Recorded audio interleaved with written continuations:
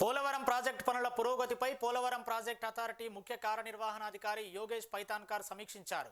ఢిల్లీ నుంచి ప్రత్యేక సమీక్షకు వచ్చిన ఆయన తొలుత పీపీఏ చీఫ్ ఇంజనీర్ రమేష్ కుమార్తో కలిసి రాష్ట్ర జలవనరుల శాఖ అధికారులు, నిర్మాణ సంస్థ ప్రతినిధులతో సమావేశం నిర్వహించారు.